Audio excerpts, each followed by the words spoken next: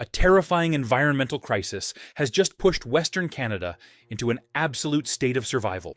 Overnight, a provincial state of emergency was officially declared across British Columbia as an aggressive, uncontained wall of fire threatens to wipe out entire communities. The Premier describes it as a fast-moving and deeply threatening situation that has already left homes and critical buildings completely incinerated.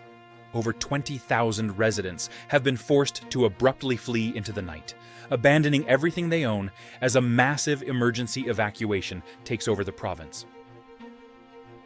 The absolute worst-hit zone is the Summerland region, where a fast-moving blaze has done something unprecedented.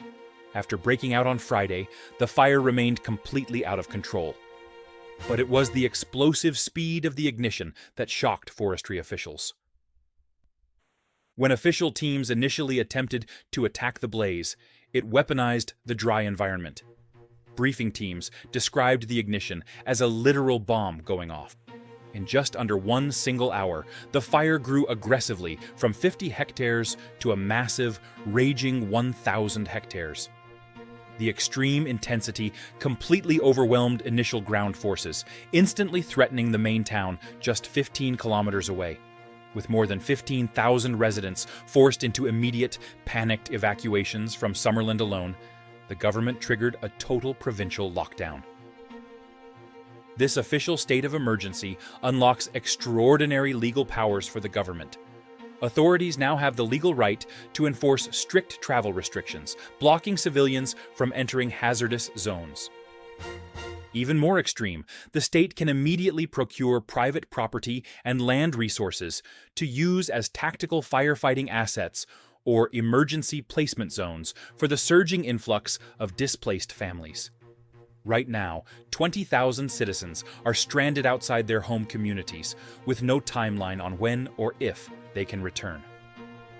How did a single fire season trigger an out-of-control disaster of this scale? Experts from the Center for Wildfire Coexistence explain that the environment has been perfectly primed for destruction. A dangerous combination of intense heat, low humidity, and abundant dry debris on the forest floor created the ultimate fuel source.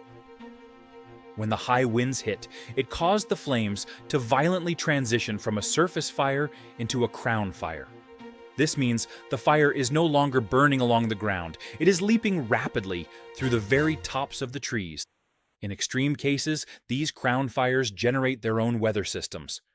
They create localized windstorms that hurl burning embers and debris kilometers ahead of the actual fire line, igniting new blazes and completely surpassing the containment capabilities of any fire suppression organization. While European authorities are actively arresting arsonists, Canada's threat is largely coming from the sky. Officials confirm that the vast majority of these sudden, devastating wildfires are ignited by dry lightning strikes across the densely forested, drought-stricken landscape. With dry lightning and shifting wind gusts remaining heavily in the upcoming forecast, the crisis is predicted to deepen significantly. Do you think modern cities are doing enough to prepare their infrastructure for the escalating realities of climate-driven disasters? Let me know your thoughts down below. This is Global Brief News, beyond the headlines.